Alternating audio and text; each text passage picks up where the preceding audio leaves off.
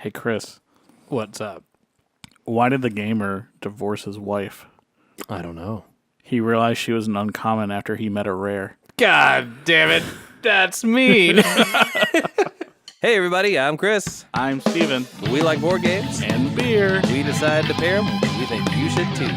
Welcome to Table Hops. How's it going, man? It's going good. It's been very busy. Yeah, I hear that, dude. Yeah, in the middle of a moving this week. In fact, today is the last podcast we were recording in this room. Woohoo. Yep. Woohoo. Next room will be smaller. Hooray. So excited. Upgrade. Yeah, work's been crazy busy for me. I've been busy with my day job and regular side stuff. New year, exactly. new problems. Everyone's got money and they want to spend it. So I don't. I got none.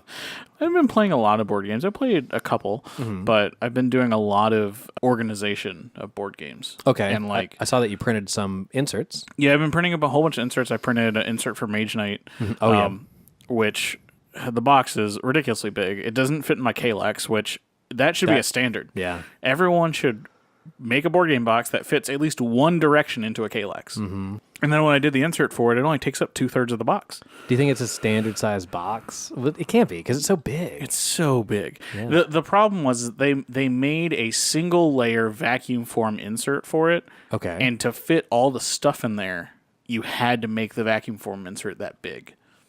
So you took out the vacuum form? I took out the vacuum form insert and I 3D printed one because I sleeved that game. Oh, and when you And sleeve, they don't fit in the vacuum? sleeves didn't fit in the vacuum form. That's silly. You would expect that. I know, game especially to be from sleeved. yeah, exactly. Huh. So that was a little crazy.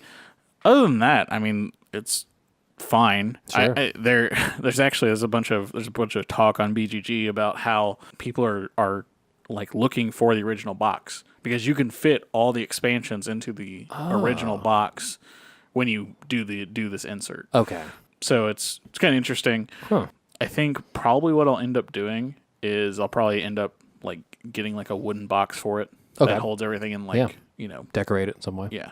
Yep. But yeah, so I've been doing that. I currently on the printer is the last of the insert for Architects of the West Kingdom, Oh, cool. which that game terribly needs an insert. There's It's too much stuff. there's just so much stuff, you know. Sure. Part of the thing, and we'll get into this later, but part of the thing with inserts for me is that they really have to like provide both form and function. Right? Absolutely. Yeah. So, so I've been doing a lot of that. We're reorganizing the bookshelves in general. Okay. So we're gonna have an actual shelf of shame. So all the games that we haven't played will be at the top. Sure. And then everything else we're sorting by type of game and various player counts. And it's leading into my next project. Okay. Which is getting there.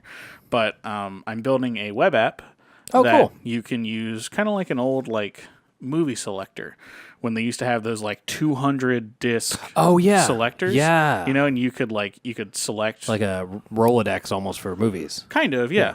But this you'll be able to say, I've got this many players, I have this much time, and I want to play I'd like to play this mechanic, right? Okay. And then it'll display whatever games are available in there. Oh, that's smart.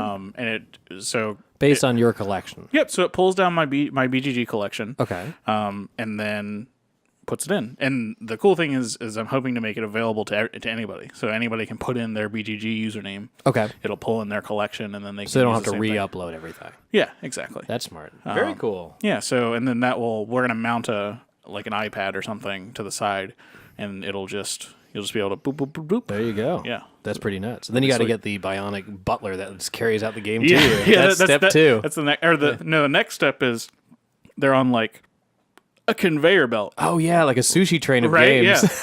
That'd be so cool. Or like, God, what was that old store? Best.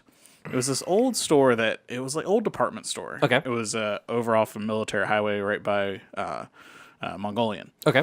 You used to go in there and if you bought like a big item, right? Like say you bought like a piece of furniture, right? Like sure. like a build your own bookshelf type thing. Yep. You would go up to the bulk counter and it would roll down these conveyor belts out and you could see it. It was kind of cool. That's neat. When I was growing up, we went to this grocery store that would put all your groceries in these crates and then shoot the crate out this conveyor belt, and you'd go get it near the parking lot. Huh. Yeah, like you had a little ticket, and it was like what's the word? It was like valet for your groceries. Yeah, so you don't have to carry it out. They just have it. They just load your car. I've seen that. I think we were in Raleigh. I think it was, and the grocery store was upstairs, but the parking was all downstairs. Okay. And so what you did is you took your cart and you put it into this escalator thing, and the escalator grabbed onto the cart and then took it down. Oh. Yeah. I would so want to jump in that though. Me at the bottom. That's cool. I haven't played. Before I get into this, that brought me up. Our next episode might want to be on how to organize your board game collection, because that's what I'm going to be doing the next couple weeks. Sure. Because I packed mine. I might have mentioned this before, but we packed the living room and we ended up with like 20 ginormous boxes. And I packed it all up and I looked at Jenny and I'm like, these are all board games. There's nothing else in these boxes but board games. Yeah. It's crazy how many you have. But then I was like, I went through 2 different phases where I organized my game shelf, and I tried it by, player count, or by like you said, or like weight, almost like how difficult it was. Yeah. But then I'm like, the only way I can get them all on the shelf is to just do it by box size. But then you end up in like a Jenga tower kind of thing of. Well, then you just need a different solution. Yeah. You need a different storage solution. Which is what we're going to do. We have this closet in the house that's going to be only for board games. We're Right. just going to put shelves and shit in it. Cool. So we're going to design that. But Yeah, I think one thing that like comes to mind, right, is like there's many different schools of thought, but I personally don't care if boxes are on top of boxes. okay. There's a certain limit, right? Oh, sure. Like I'm not going to put Gloomhaven on top of something, Right. Because that'll destroy whatever's underneath of it. Like your pets. It's not safe. Yeah, but you can go 3 or 4 games tall and be fine. My thing is, I run into this issue if I prefer to stand my board games up like Vertically, books, yeah. but then all the shit falls around. Unless you have a nice, Unless you an have an insert, like yeah. we're going to talk about today. Yeah. But yeah. No, I agree. It's the worst problem in the world to have. That's Well, no, I think there are worse problems. nope. No, that's the worst one. That's the worst one. Worst one. So have you played anything? The only thing I've played is I played that Loot Battle and Roll game again. That game is fun. I like Yep, it. yep. We played it with the real deck of adventures instead Yeah. of just the walkthrough one. And Yep. it's much more like there's a bunch of crazy shit that it's all different. Huh. There's a lot more scenarios where you put stuff in the box before you drop them. Okay. Yeah, there's like a whirlpool and islands and a fort and anyway, and then the only other game we played is Charterstone with you guys. Yeah, which so Jenny and I are liking it a lot. We're 7 in, 5 in. 5 in, Yeah. out of 12. Yep. So we're 5 in. We're getting into like everyone kind of understands what's going on. Everyone kind of gets how to play the game. Sure, And I think people are starting to come up with different strategies. right. The difficulty, the biggest hurdle I had in that game was not asking questions. Right. I always have questions like, "Oh, what does that do? What does that do?" Well, you'll fucking find out, Chris. Just wait and see. Yeah. Well, imagine like for us, right? The first time we played it, Oh yeah. it was like, what do we do? Yep. And you have to fight the urge to not like Google it. Right. Yep. And that's the book tells you, it's like there's going to be stuff that you're going to run into that you're not necessarily ready for yet. Yep. But when it comes, it'll all make sense. Yeah. It's like puberty. Yeah. Any beers? Oh, we made it a point not to buy any more beers because we have so much beer in the house that Sure. we're going to drink what we have or pack it. And all I have right now is stouts and Belgians, like I mentioned, and I'm a little stouted out. Yeah. I had the Unida Hopnosh, the grapefruit IPA. Yep. Super good. Good. Yep. I also had the Palm Lambic, which I haven't had in years. Oh, yeah. I've had that. yeah. Which, the that's the apple one. Yeah. Yep. Yeah. I've had the framboise. That's my favorite one. That's the raspberry yeah. I had the Proven Theory by Benchtop a few times this week, and that one's always good. It's a nice, solid American IPA. What else? Oh, we went to Wasserhund, Okay. and I had their Brute, which was okay. I just can't get into the brutes. Are you ready? Are you ready for this? I'm ready. We're going to do a surprise segment. You don't know what it is. I don't. Although, to be fair, I don't know what most things in this podcast are. Our surprise segment is our predictions for 2019. Okay, let's do it. All right. So my prediction for 2019 is that every brewery will come out with a Brute IPA. Okay. I'm going to go against that because I feel like everyone kind of tried to do a Brute, and I don't think they caught on. I think they have. You think so? Yeah. Okay. I could be wrong. We'll see. We don't know. Do you have a prediction? Well, I think it's already beer? come true. I figured that, like you mentioned, hazies are everywhere. Haze is Hazes the are new everywhere, thing. yeah. I don't know if it's a forced trend, Yeah. like it's just here because, Yeah. it's what it is. It seems kind of like a forced trend. Like it seems like everyone's just shoving it down our faces. For board games, Okay. I have a bold prediction. Okay. And some people aren't going to like it. Sure.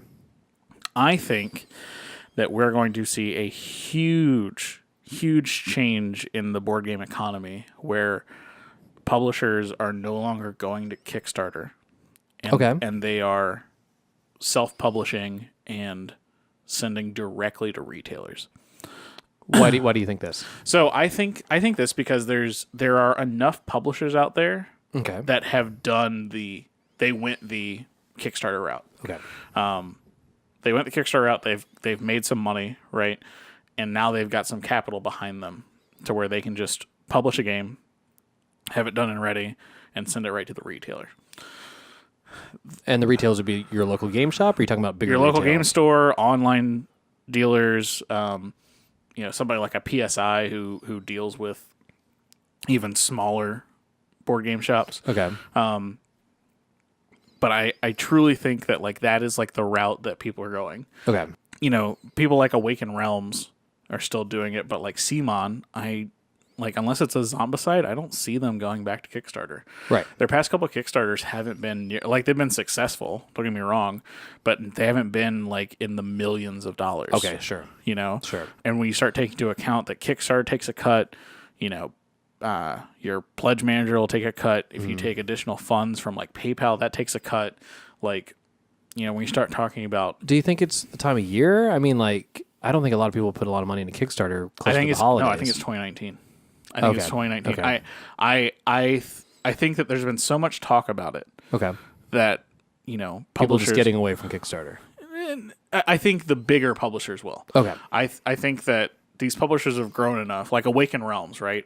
Awaken Realms, I think Tainted Grail will be their last Kickstarter that they do. Okay. They did Lords of Hellas and Nemesis, so that's my board game prediction. Okay.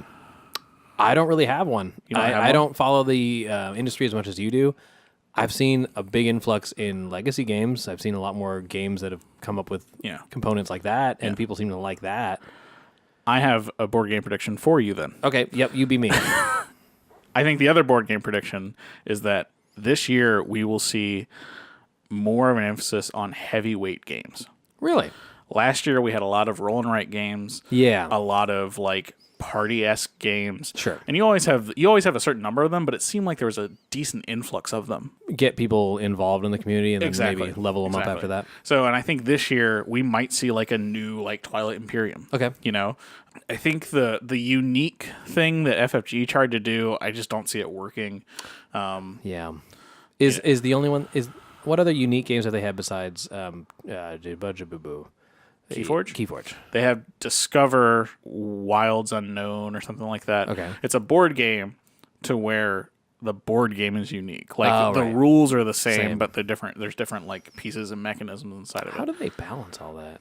They don't. They don't. That's the problem. That is a problem. It's a huge problem. See, I can see with a legacy game when the players are creating their own unique game. Yeah. If you make it unbalanced, that's kind of on you. But Yeah. if the publisher is releasing one, I feel like that's kind of a Exactly. And I think we talked about that with Charterstone, right? Charterstone, I think I'll probably buy another board and another recharge pack and just do the board how I want. Because we can't play Angela's side of the board. because there's an engine that's too strong, right? Yeah, there are two engines on that board that That's it. that just win the game. So it's kind of rough to keep that out there. That's what we were talking about when we were playing Risk Legacy. Is after we were looking at each other when we're done these 15 games, even though it's a fully playable Risk game and we've tried to make it balanced, we're never gonna fucking play it again. Yeah. We're gonna play Game of Thrones Risk or Metal Gear Risk, and if Right. we want to play this, we'll buy another set. Yeah, exactly. So I feel like a lot of the legacy. I mean, I haven't played a lot of them, but Yeah. games with legacy components, I'm like, once you do it, go on to the next thing. We'll probably frame the board. Yeah, I guess. that makes sense. Yeah, Sure. I really like Charterstone's Final Form, and that's the Okay. only reason why I'm going to do my own board for it. But to be honest, right, I bought the game for $40. Yeah. And the recharge, what, 20? The recharge is like 16 or 20, something like that. So to get 24 games out of a $60 game, Totally fair. like yeah, absolutely. totally fine. I have games I've paid a lot more and played once. Right, exactly. So I think it's totally fine, totally justifiable. And the Charterstone, the game, like just the worker placement resource management game, is fantastic by Yeah, itself. it's good. So yeah. So let's get into our main segment for today. Chris. Which today we are talking about pimping your game. Woohoo.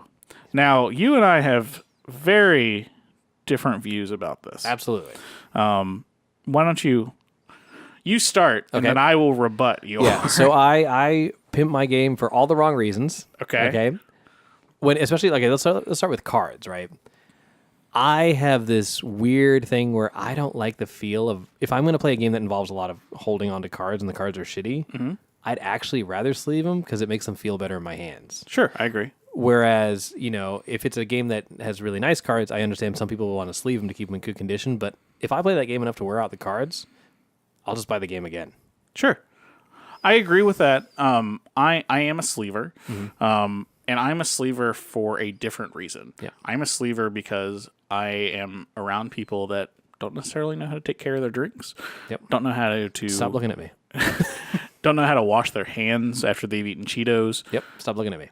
Like that's the kind of stuff that like irks me. Like I'm all about like I play this game a lot. Let's go re-get it, right? Sure. But I don't want to have to go get a game because you fucking put a oil Cheeto, stain yeah. on my card. You know. Absolutely. And I agree. There are plenty of games where I don't sleeve because either A, like the cost to do it just doesn't make sense. Because sleeves are $2.50 a pack. They're not you cheap. know, it costs, they add up. They add up. it cost me $30 to sleeve Mage Knight. Yeah. So, Wow. but to me, it's worth it because, that's a big game. and I'm gonna play it solo a lot. Like, Oh, I didn't know there was a solo card. oh, dude, yeah, it's. I think it's like top 2 or 3 of solo games. What's top one? I don't know. Not Mage Knight.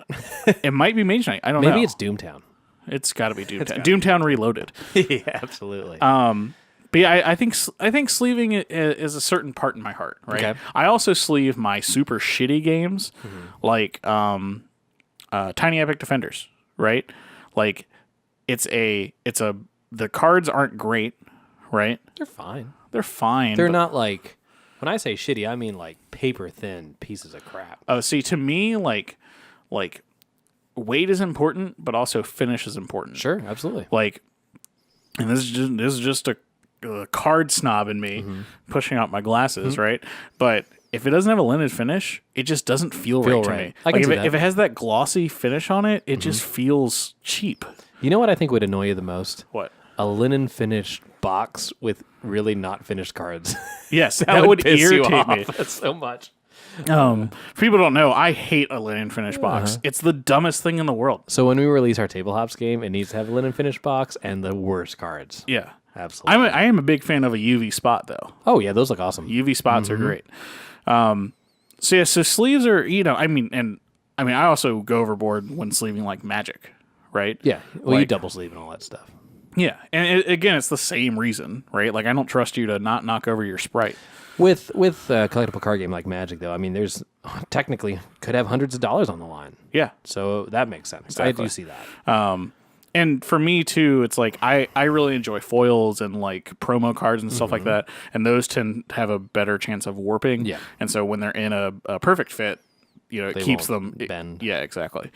So yeah, I think sleeving is important, but it's definitely not needed for everything. No. But it does. It makes me feel good when there's like when I pull out like a big game, right? Right. Like when I pull out like Gloomhaven, right? Sure. It's sleeved and it feels good. Definitely has a more pro look to it, Yeah. I think, too. But yeah, so then that leads into our next thing that you could pimp out, right? Which is our drinkware. Yeah. Yeah. So I personally I don't care what I drink out of. Okay. You put it in a shoe and I won't do that. and I'll drink it. You haven't seen my shoes. I do have one mug that I'm a really big fan of. Okay. And it's just a simple double walled, looks like a keg with a handle Oh, mug. Cool. And it keeps my beer cold for hours. Yeah. But other than that, I'm not like I don't like Steins. Like my favorite drinking vessel is a Stein because it was my grandpa's Stein, but it's not like a it looks like a mug with a lid on it. It's not like one of those liter Steins. Yeah. But I just like it because it's you know it has a lid and it's cool. I don't like the horns, like the drinking horns. I haven't had a lot of experience with drinking horns. I'm also a big bourbon and Scotch drinker. Okay. So I do have a couple like really nice snifter glasses. Yep. But do you use stones or do you use? I use well, it depends. Okay. If I'm drinking Scotch, I use ice. Okay. Because I usually like a little watered down. Sure. But if I'm drinking bourbon, I use stones. Okay. Yeah, without a doubt. Yeah. Back to the horn thing. Yeah. I was looking at buying a drinking horn for a friend of mine who's really into like Viking stuff. Uh-huh. And if you buy like a legit horn, like a drinking horn, Yeah. you need to like cure it and put like resin in it and shit to like. Well, yeah, there was some horn company. I can't remember the name of it, but they actually came out with a PSA and was like, "Hey, like we're all about everyone want to get into the horn game, but watch out when you buy it from like these low-level distributors who don't know what they're doing." Yeah, it's an animal's horn. Right. You're basically drinking out of a giant toenail. Yeah, exactly. And so they were like, "Look, like we do this right. We cure it. We make sure it's got the right resin in it. Like you don't want to get stuck with, globs of mad cow innards." disease. Yeah, exactly. But yeah, I'm not a big glass person. Now my other thing is I guess my palate isn't refined enough to know the difference between like when I prefer my beer in a glass rather than a bottle. Sure. I prefer a wide rim glass, so you get the aroma of it while you're drinking it. Right. But I don't necessarily care if my IPA is in one of those IPA bubble bottom glasses, Right. or if it's necessarily in a chalice of a certain size. Right. I prefer it in a glass. Now, there is a certain kind of beer. I think it's like a Pilsner, right? That's Pilsner have the really tall glass, and like they're the supposed tall, to be thin ones. They're supposed to be etched, right? I don't know about that. Really? I just know they're like flumes. They're like whoosh. I know there's a certain beer where like the glass is supposed to be etched at the bottom, and that's to like keep the sediment. yeah. Oh, well, I know some of my IPA glasses have like etched hops in the bottom, but I thought it was just decorative. But maybe it's functional. Yeah, that's what I heard. At least I could be wrong. Maybe it is. I don't know enough about the glass game. I'm the same Yeah. way. Like I don't know what there's. You go into a bar, right, and there's Yep. 8 glasses, and Sure. it's like, And they're all different shapes. Yeah. They all look like they go in your butt. what do they do? They don't all look like they go in your butt. Oh yeah, one of them's a little frumpy. It's one way in, no way out.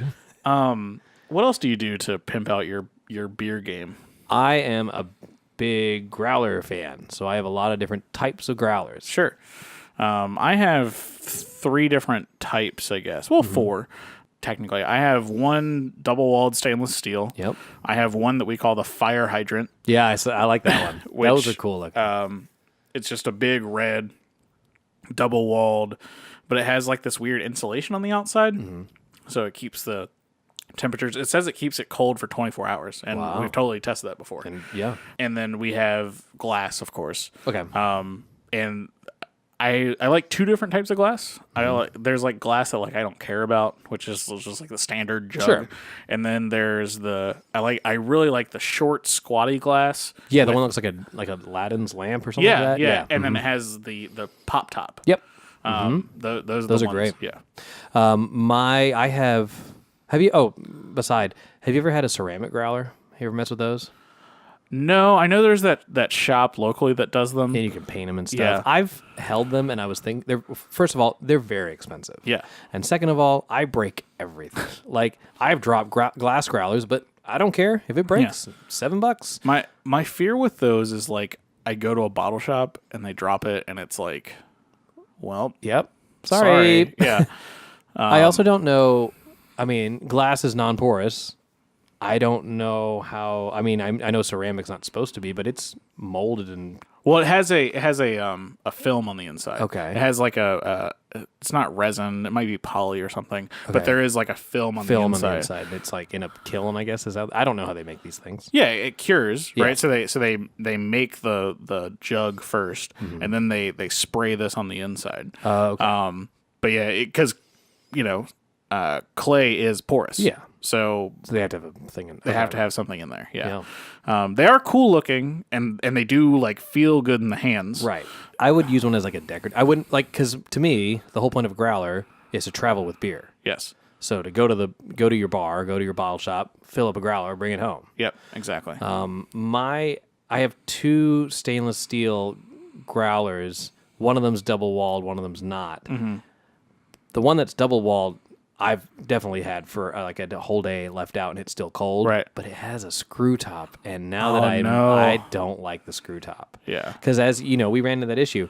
It vacuum seals. Yeah. And it took like 3 of us to open that bitch. Like it is like, oh my God. It's like pulling the sword from the stone. Yeah. It's impossible. My double walled one has like 2 pops. Yeah. So- those are my favorite. Like the silver one I have has those pop tops. I think those are the best ones. Yeah, this is kind of like a imagine that you have like a circle wafer and there's these 2 U brackets that go on top and you clamp it down. It has a really nice Yeah. feeling when you close it. Yeah. It's like locking the trap from Ghostbusters. Yeah, exactly. I can't remember the name of it, but they actually have like a top you can get for it that puts a tap on it. Yep. That's So what you I could- was going to go into next. My Holy Grail growler. Okay. I think it's called Growler Works. I'd have to look up the Oh, exact. the steampunky one. Oh man, those look so cool. So Yeah. I thought it was just because there was a guy who I met Uh-huh. at a brewery. I don't remember which brewery it was, but he had one of those. Uh-huh. Oh no, it was at Victory Brewing.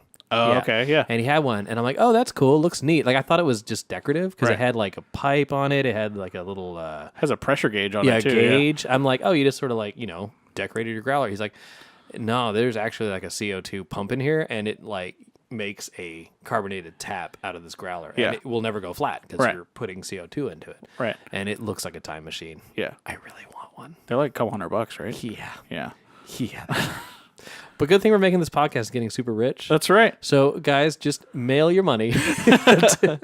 Or just send us a growler. Yeah, send us a growler. Yeah. Do you guys have a favorite growler? Or is there, a material that you've seen growlers made out of that we haven't mentioned? Send us pictures. Yeah, that'd be great. This leads into our random fact of the day. So, Steven, do you know why growlers are called growlers? No. Neither do I. No. So, actually, you know what? No one does. Really? Okay? There are 3 reasons. There's 3 like Schools of thought. schools of thought, right? And the 2 that are a little bit not, They're out there. they're out there. One of them is it said that beer on its way home from the pub would spill out of this bucket because they used to be just like buckets with a metal lid on top. Okay. And it would make the dad angry, so he would growl.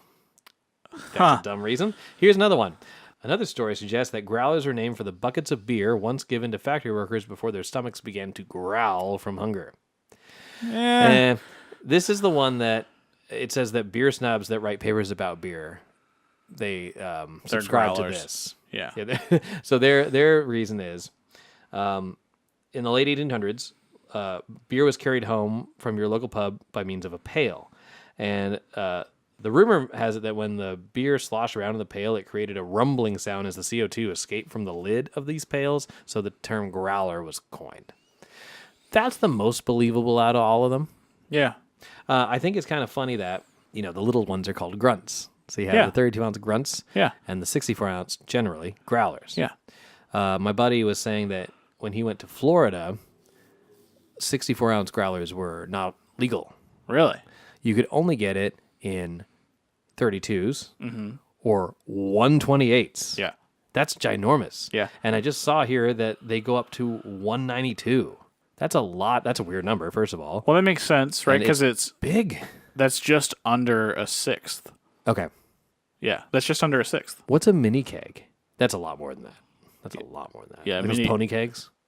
A pony keg is way more, but a mini keg is like Oh, I got those backwards. a mini keg's only like 300, I think. Okay. Yeah. Maybe 250. Yeah.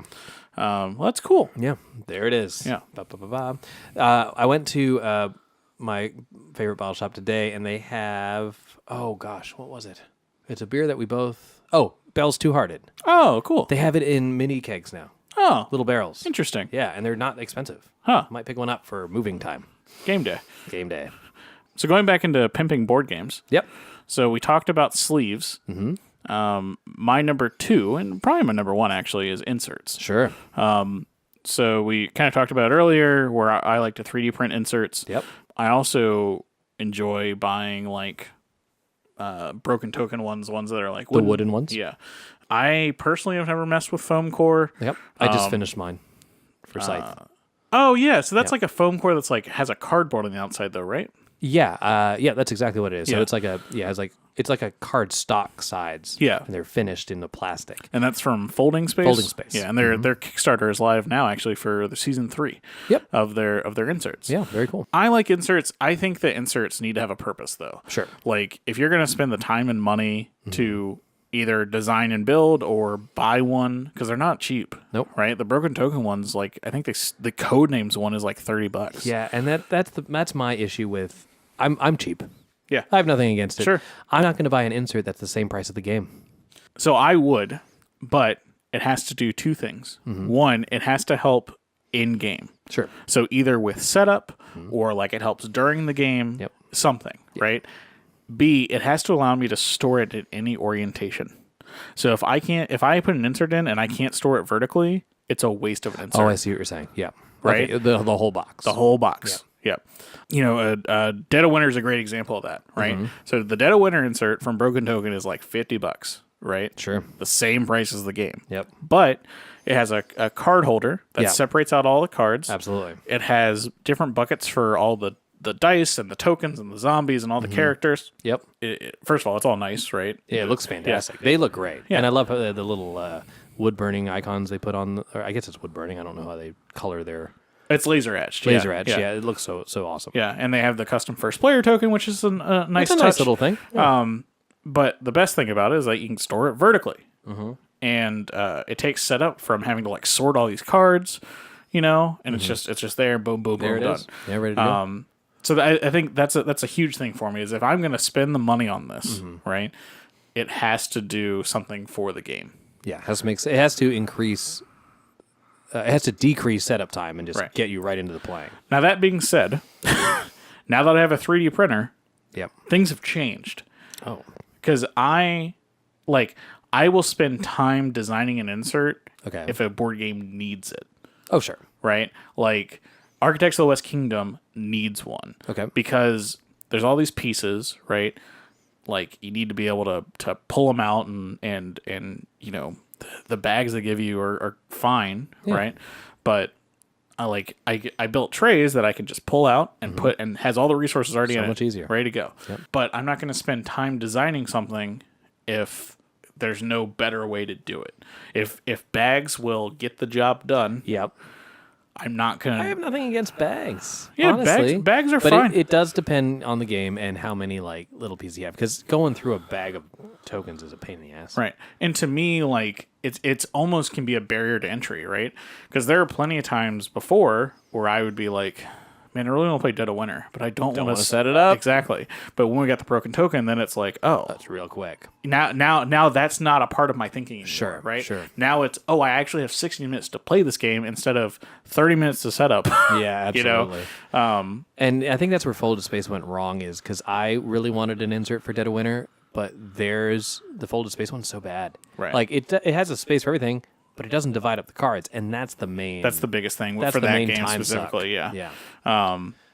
Now you got the one for Scythe. Yes, and I do like it a lot. Yeah. The design of it's really really neat. The thing I like about it is it's really hard to screw up the order of how the things go back in. Okay. Like it makes sense. That's important, yeah. How to like it's not a Chinese jigsaw puzzle to get these things in here. Right. Unlike the friggin' Epic box. Oh, the legendary box. Jeez. When I saw that, I'm like, that's a game in itself. So like, the that's- legendary box and the insert from Broken Token. Yeah. The insert first of all is $80, Yeah. but it's Then you got to buy the box. yeah. The box is like 20 or 30. I think it's like 30. Yeah. Yeah.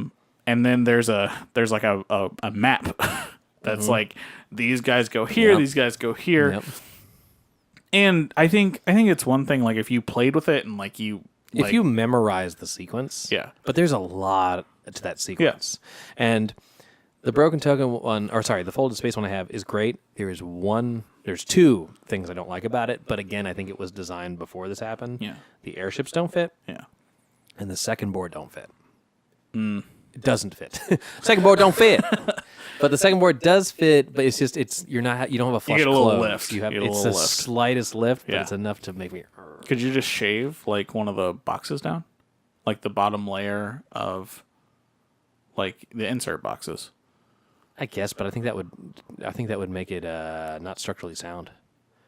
Because a lot of the strength comes from the What if you do it from the top then? they need to be a certain depth to get all the figures in there. Because the bottom ones are your army boxes. I'm sure Like you they could, have all the. I mean, yes. I'm sure you could figure it out. I'm not going to spend my time doing that, Steven. That's Folded Space's job. That is one thing that like I try to do. The tiny epic boxes, Yeah. those have to go in a certain order, unfortunately. Just because fitting everything in there, and like I Sure. try to fit the expansions in there too. But like the Mage Knight one, you can put it in whatever configuration you want, and it'll all fit in there. Yeah. As long as you're not, I take that back. There's one way where you could screw it up, but other than that, like it doesn't matter like which box you put in first or whatever. Like as long as you put both card boxes next to each other, all the other boxes don't matter. Right. And it's all just very logical because they're all kind of different sizes. But I think my favorite mass-produced inserts, and I guess they're made for specific games, is the game trays ones. I really like those. the Game Trays ones are cool. I don't like the one for Vindication. Oh, that's the one where you need to sleeve them, right? Yeah, so the one for Vindication, and I appreciate this, right? Like as a sleever, Yeah. right? Like they made it so that the Game Trays one supports sleeves. The problem is that if you don't sleeve it, there's so much space that the cards flop around.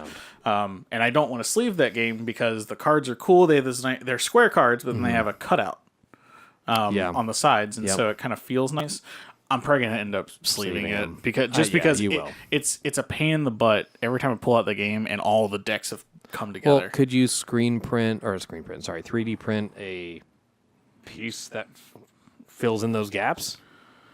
Just rectangles? I mean, I could, but then that's like, That would fall out? yeah, unless I super glued it in or something. I could figure it out, I'm sure. The trays are nice though. Like the player trays are super great. They fit everything in that you need to. I just play like the how game. they have lids. You like the lids. I like the plastic lids. Grim Forest one is great. Yeah. Trying to think of That one's fantastic. Yeah. I'm really liking the Wasteland Express insert. I think that's fantastic. Yeah, so that was their first Game Trays insert. Not only is it functional, but it has a cool, like the mod shop looks like an old, like display sign. Right. So I just like the designs of It is the only game too that I've seen that has different colors. Well, it's a cardboard. Well, no, the plastic. Oh, is the different. plastic. Yeah, it's like a light blue. Yeah, instead of all I've ever seen from them is black. Yep. But But it has those cool like cardboard pieces that fit into the game tray, but it's just a decorative piece Right. that goes on top. I like that a lot. yeah. So Tidal Blades is a new game coming out from Druid City, and they're doing game trays too, and they actually have parts of the game that are like there's like a dice tray or something that's like cool. integral to it. You actually use the game trays to build out the board, Nice. which is cool. That is neat. So yeah, so inserts, I think, again, like they're not critical. They do. I mean, like you said, it really needs to help with the setup time. Yeah. Because especially when you talk about heavy games, Yeah. whenever like I go to your house for games or you come over, one of us tries to set it up beforehand because Right. we know how much time that's going to take. Right, exactly. Even something as simple as like Risk, right? Sure. Like even base Risk could like be served from having a little bit of organization. Well, I really like well, you know what? To be fair, all my special risks, they all have a nice vacuum formed insert that divide everything up. Yeah. The best one is the Game of Thrones one because it has a little box for every single army with divide. exactly. That's so good. Yeah. And I love the mats that let you track everything. Well, and that just like that makes a different player experience, right? When you Sure. can open the box and say, Here we go. "Here you go. Here's your box. Here's your Here- stuff." It makes the players feel like, "Oh, like this is for me. exactly." Yep. But they did cut the quality of the cards and the cardboard to make money for that. Sure. But I support that. Yeah, absolutely. That is the cut that I would have made as well. Sure. So inserts, I'm 100% on board as long as it helps with function. More than anything else. Yeah. I guess. Oh, there's a different kind of insert. Okay. Sorry. So for Gaia Project, I didn't buy an insert for that. A Gaia Okay. Project I had before I had my 3D printer. Mm-hmm. And this game has a lot of pieces. It's like a 3.7 out of 5 for weight. And it has just so much stuff, right? And so instead of buying an insert for it, I bought bags. So Bot bags. yeah, so Like drawstring bags? yeah, so these drawstring, and they were silk screened. Oh, yeah. So they have the faction and like what it does on it, cool. and it has the art from it on there, and then Yeah. each of there's these power up pieces as well, and so it tells you exactly what the piece looks like, what it is, and then how many should be in there. If you wanted to do that on the cheap for other games, just go to Michael's. You can buy a bag of those. You can buy iron-on transfers. Yeah. You'd spend what, $10 tops? Yeah, exactly. That's a good idea. It's just like an upgrade from just baggies. Sure. You know what I mean? Yeah, I look like a drug dealer because I have all these like dime bags, like Yeah. just in a whole other bag, just all over the place. I honestly throw out anything that's smaller than a 3x5 bag. Oh, I have those like teeny tiny. Why? bags. Why? Because they're so small. But what's the point? What do you I put the small bags in a bigger bag, and that one in another bag, and that one in another bag. It makes sense, Steven. I only keep 3x5 and 4x6s, and some larger bags, but those are the only ones that like I keep. Everything else is just whatever, right? Like I'm never going to use this bag to hold one die in again. Oh, I put one little token in this bag and one token in this bag. I sleeve my token. But the silkscreen bags are cool. No, like that is cool. they're I like super that cool. idea. BGG has done a bunch of. They did one for Root too, which is kind of cool. I might get that one. It's like it's an alternative to not having a full insert, right? Sure. Because like a game like Gaia Project doesn't need it. There's a bunch of pieces, but there's not like a whole bunch of different pieces of the same type. Sure. And sometimes, with games like that pirate game I was talking about, Yeah. there's little pieces that are part of like a separate expansion, and it's good to keep them separate. You Right. put them in a little bag. Yeah, exactly. The other, question I had for you was in 3D printing. Is there a community online that shares their designs of different inserts? Is there a decent library of that kind of stuff, or is that still kind of being developed? So there's a couple Facebook groups. There's a site called Thingiverse where people upload everything, right? Okay. Everything from here's a low poly Fox model to, here's a replacement part for my washer. So, like, there's no real, like, 3D printing insert community. There's a couple guys, like, that I've met. Yeah. But there's no real, like, this is where you go to find stuff. It feels like there should be. I agree. Make it, Steven. Make it with that app. Yeah. Do it tonight. So the last thing that I want to talk about for pimping out your board games, I do this a lot. You don't really enjoy doing this, and that's purchasing promos. Okay. I'm a big fan of getting promos of like content creators I like, or of, it's if it's a game I really like, I get that completionist mode, right? Oh, I see. You want to collect the... Like I'm gonna be honest with you. If I owned Scythe, You would have all. I'd have all the promos. Yep. Sure. If like I did it for Raiders of the North Sea, I now have every promo for that. Yeah. And it's partial. Like I enjoy adding like new things. Sure. Champions is the same way. Yeah. Champions, like you add new cards and they have like a special action, and like when you get it, it's this ramp of like emotion. It's like like. You got this thing. Yeah, exactly. Here it is. And it's cool to share with other like board game nerds. Oh yeah. You know what I mean? Like your brother probably wouldn't recognize, and you probably even wouldn't recognize some of the like publishers or the content creators that get referenced in them. Oh yeah, probably not.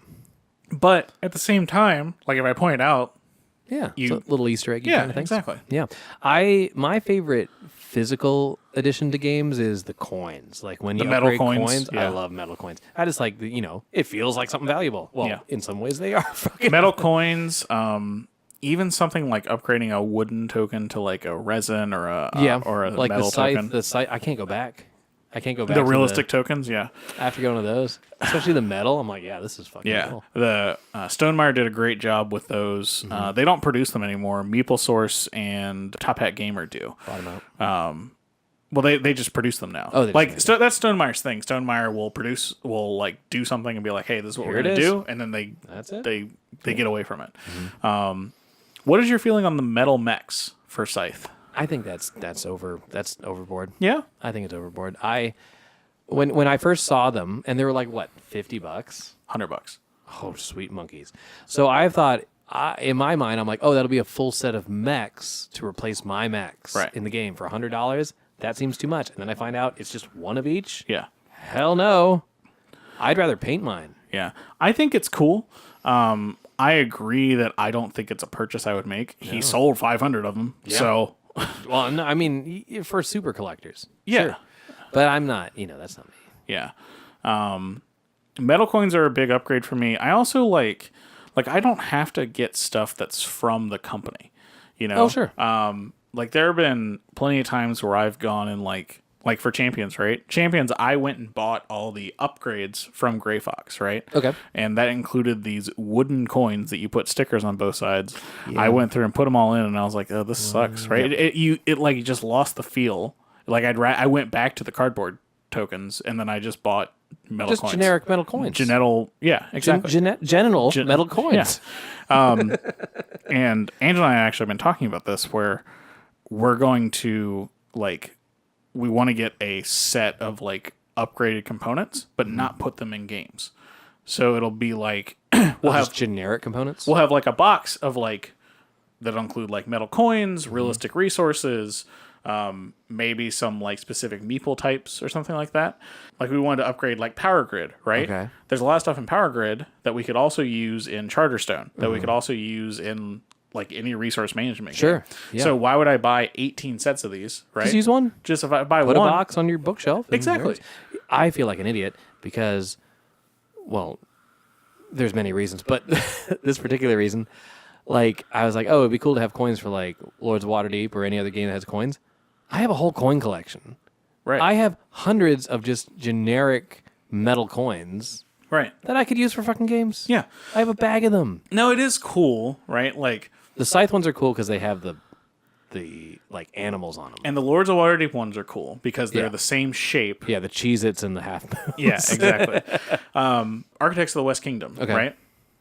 They have coins you can buy. They look exactly the same as the Raiders ones. Why would I go spend $20 on these coins? Nope.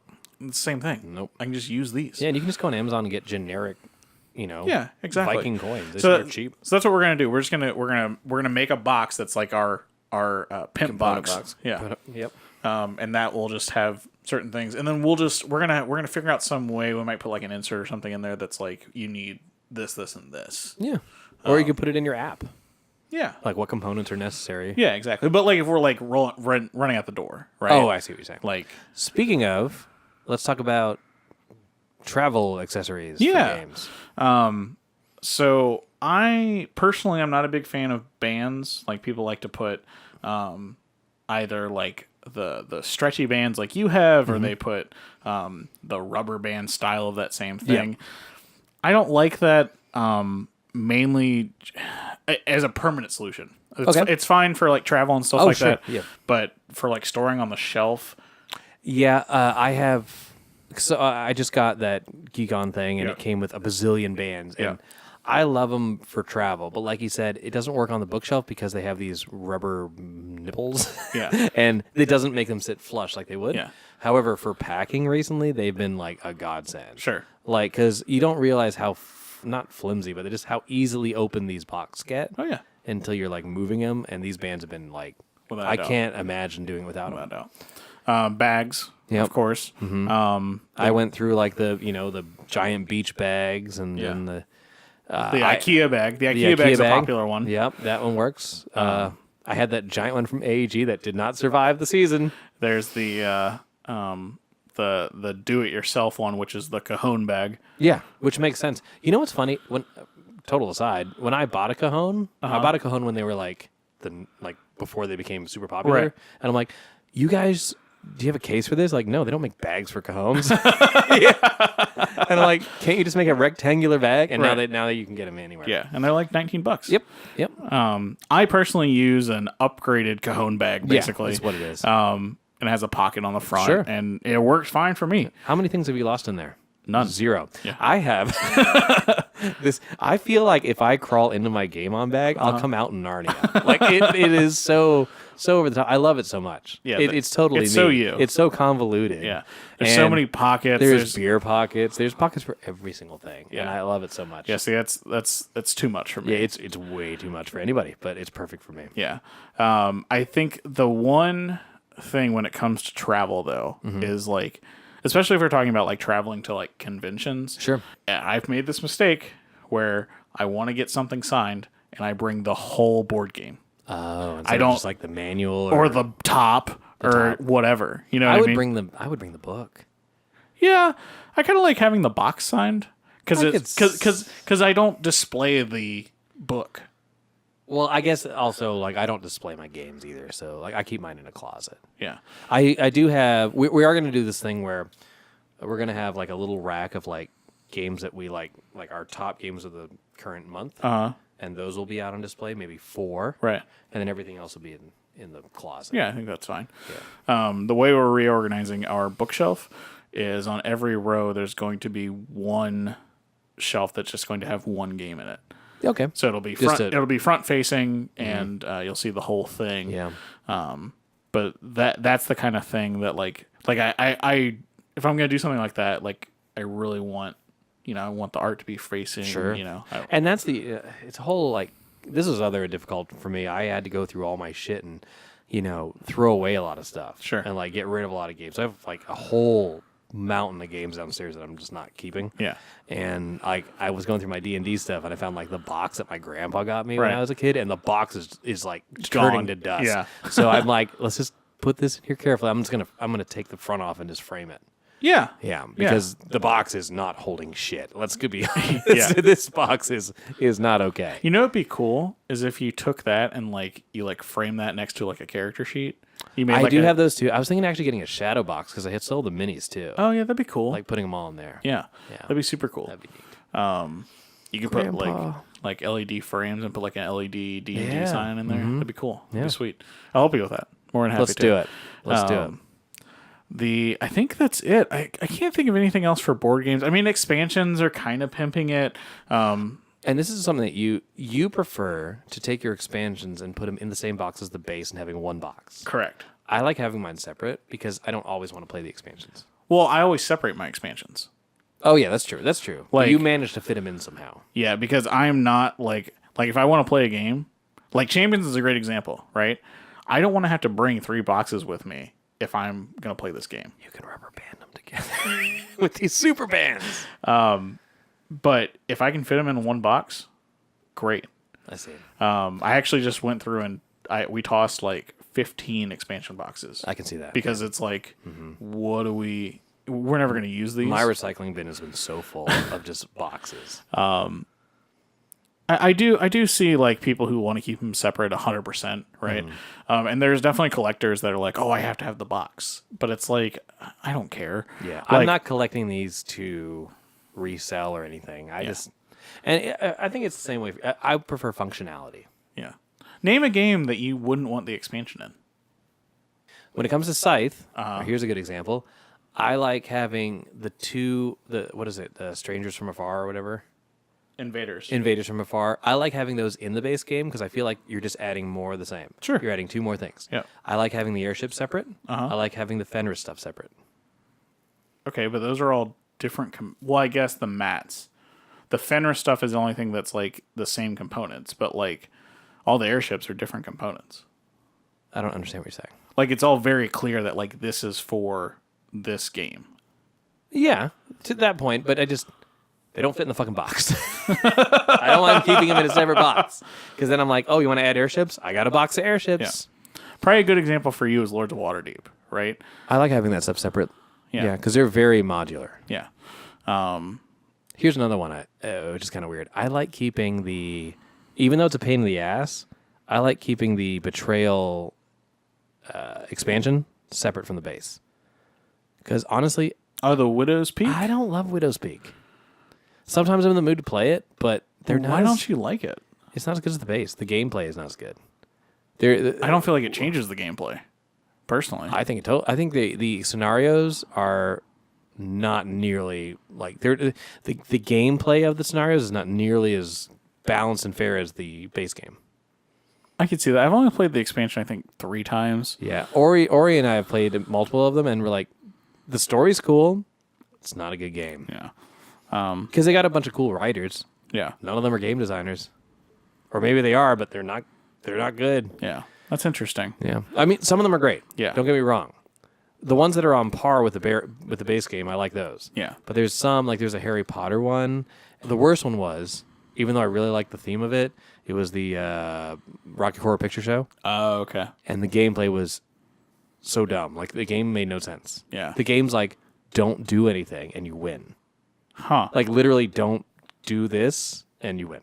That's crazy. It made no sense. This is poorly designed. Yeah. But let us know what you guys like to do. Yep. Be really excited to hear how you guys pimp out your board games or your beer or anything in life. Absolutely. Let us know. Are you a pimp? Email us at... Yeah, Chris is looking for a new pimp. Yeah, I know. OfferUp isn't working for me. So, real quick news section. Yep. As everyone knows, by the time this comes out, the Gen Con badges have gone on sale. Sure. And you got VIG. Yeah, so Congrats. Angela got VIG, which means we're getting a downtown hotel room. Mm-hmm. Bless up. Yep. So I've never stayed in a downtown hotel room. I hear it's the bee's knees. Oh. So I'm excited. The housing lottery doesn't open up for another week. So once Is that like a... So you have a ticket to this lottery. we have an early ticket to the lottery. So basically we get 7 days before everyone else. To book a hotel room. And there's only 500 VIGs. Oh. So- So you're guaranteed a hotel room almost. We're guaranteed a hotel downtown. Without a doubt. But you don't know which one it's going to be. We just don't know which one. Right. More than likely, it'll be either like the home suites or like the. Is it like Priceline? You chuck your money in and they tell you what you got? So what you do is they have a list. Every hotel in Indianapolis, basically, they have a block, right? And it's the whole hotel. Oh boy. Wow. And so what they do is you go in and you have a certain time that you have to log in. Okay. So you log in at this time, and then you just see what rooms are available. Sure. All the rates are up on the Gen Con website, but it's very like it ranges in price from this price to this price, from this price, and it's just because like it's the difference between like a single, two queens, a king. There's penthouses. Oh. Those are like $500-$600 a night. Oh no. So, but our goal is like our dream Yep.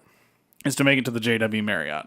And that's just because that's where a whole bunch of like after hour stuff happens. Oh, cool. But everything's connected by Skybridge. So All of these are? all the hotels downtown are connected by Skybridge. Okay.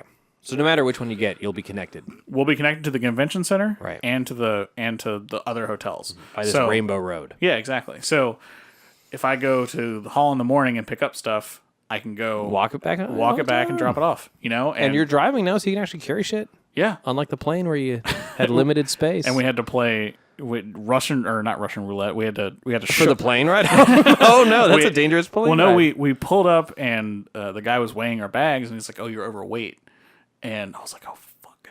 It was all the board games Oh, okay. because we'd bought a whole bunch of the board little games, bulk, yeah. and so we had to figure out like what we're carrying in our backpacks were stuffed because the backpacks don't count against weight. It was just our check bag. Oh. So Oh boy. yeah, so our check bag was like 54 pounds or something, and but the guy was nice and he was like, "Dude, here's what you do. You got shoes in there?" And I was like, "Yeah." He's like, "Take the shoes out. Put them in your bag." And I was like, "Okay." And he's like, "What else you got in there? You got any belts?" And I was like, "Yeah." He's like, "Yeah, wear that belt." Wear all the belts. Wrap them around your body. And I'm like, "I got board games in here." He's like, "If you can fit anything in your backpack, put it in there." It's like, "We don't weigh your backpack. We just weigh this bag." Okay. Smart. Yeah. And he's like, "Once you get through, whatever." If you were going to fly there again, is it cost effective to ship your games, or is it just not that? It really depends on what you're buying. Okay. Right? Like if you're buying like big box games, probably not. Like it's probably better too to expensive it's probably to ship. better to bring another suitcase. I'm surprised they don't ship. Like, that's not an option. Well, there's people there. Like Ship Naked's there and you Okay. can go bring them your loot. They'll put it in a box and they'll ship it to you. See, I guess that's my difficulty. Is like most of these, at least when I was at, I've only been to PAX, but what I'm seeing is most people are selling their shit at MSRP. Yeah. But if you go to their website, they'll be like, "Oh, we'll offer free shipping if you order over $100." Yeah. Why don't I just order it from your website? Well, so when you go to Gen Con, Gen Con's a different being because it's in August, and so it's before a lot of street dates. I see. In December, a lot of street dates have already happened. I see. So you're seeing games before they're available retail-wise. And there's a lot of announcements that happen at Gen Con. Okay. So, like, stuff gets announced, and then it's available at Gen Con. Stuff will get announced on Wednesday during Trader Day. Okay. And then on Thursday when the hall opens, it's there. Mm-hmm. They have piles of it, right? Oh, cool. So that's a big difference there. Mm-hmm. And that's kind of why I went into PAX and I was like, I'm not going to buy anything. But you did. But to be fair, I bought one thing. Angela bought 4 things. I bought a lot of things. So, not really. I bought about the same as you. Yeah. There's going to be a lot of Table Hops content coming out of there. Mm-hmm. I've already been talking with a couple of different publishers about maybe getting some stuff set up. Sure. And so we'll see what happens. It's absolutely. It's an exciting time. Very and fun. If anybody out there wants to meet me, let me know. Me too. I won't be there. We can Skype. Thanks for listening to another episode of the Table Hops Podcast. Be sure to visit us at tablehopspodcast.com, leave us an iTunes review, or visit us on social media at Table Hops Podcast. Be sure to check out our videos on YouTube and email us your feedback and questions to tablehopspodcast@gmail.com. And remember, good beers, good games, great times!